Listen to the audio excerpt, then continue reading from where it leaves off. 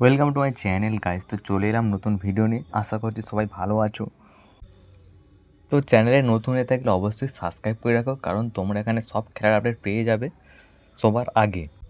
তো প্রথমে যদি কথা বলি সাহিল তাবরাকে নিয়ে, এফসি গোয়ার প্লেয়ার সাহিল তাবরা, ডিফেন্সিভ মিডফিল্ডারের প্লেয়ার সাহিল তাবরাকে নিয়ে।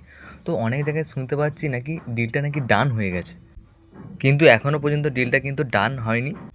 খুব ভালো একটা প্লেয়ার সাহিল তাবরা, সে কিন্তু হায়দ্রাবাদ এফসিতেও খেলেছে, সেখানেও চ্যাম্পিয়ন হয়ে গেছে।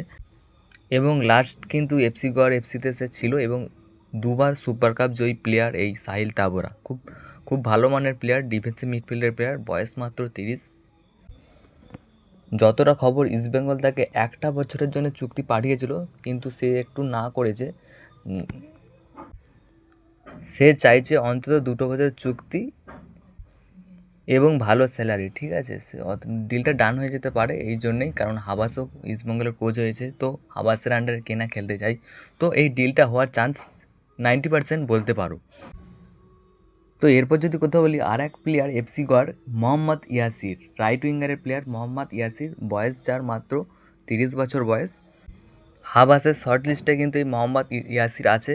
তাই দেখা যাক, ইস্টবেঙ্গল তাকে একটা অফার করেছে, তো দেখা যাক কী হয়। কিন্তু আসল ব্যাপারটা হচ্ছে যে এফসি গোয়ার সাথে তার লং টার্ম চুক্তি আছে, কিন্তু তার চুক্তিতে একটা রিলিজ ক্লজ আছে যে, তো সে চাইলেই ইস্টবেঙ্গলে সাইন করতে পারে। তো দেখা যাক। এবং কন্ট্রাক্টেড প্লেয়ার, তার এখনও 2 মরশুম চুক্তি আছে এবং কিন্তু তার মার্কেট ভ্যালুটাও কম, 60 লাখ টাকা। মোটামুটি ডিলটা ডান হয়ে যেতে পারে, কারণ তার রিলিজ ক্লজ আছে একটা চুক্তিতে। এরকম ধরনেরই একটা চুক্তি করা হয়েছিল তখন। মোহাম্মদ ইয়াসির প্লেয়ার খুব দারুণ প্লেয়ার, রাইট উইঙ্গারের প্লেয়ার।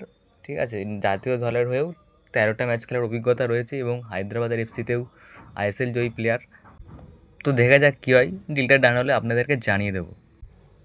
তো এরপর যদি কথা বলি বাঙালি লেফট ব্যাককে নিয়ে, তো লেফট ব্যাকটা আর কেউ নয়, হচ্ছে সন্দীপ মান্ডি। সে কিন্তু লাস্ট ইয়ার কিন্তু ইন্টার কাশি দলের দারুণ পারফরমেন্স করেছে এই বাঙালি লেফট ব্যাক।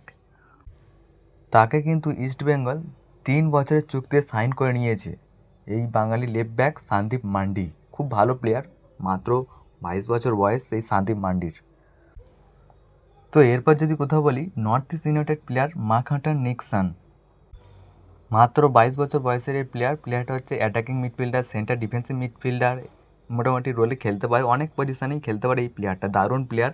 সে কিন্তু ন্যাশনাল টিমের হয়েও 2-3টে ম্যাচ খেলেছে এই রিসেন্ট টাইমে। তো ইস্টবেঙ্গল মাঠকে পুরো শক্তিশালী করার জন্য এই প্লেয়ারটাকে সাইন করার জন্য খুব উঠে পড়ে লেগেছে প্লেয়ারটা। তো দেখা যাক কী হয়। প্লেয়ারটা নর্থ ইস্টের সঙ্গে কিন্তু লং টার্ম চুক্তিতে আছে, তার এখনও কিন্তু 2 সাল চুক্তি আছে এখনও এই মাকহাটান নিক্সনের। তো তাকে কিন্তু নিতে হলে একটা ট্রান্সফার ফি দিতে হবে। তো দেখা যাক ডিলটা ডান হয় কি না। তো যদি ডিলটা ডান হয়ে যায় তো আপনাদেরকে জানিয়ে দেবো।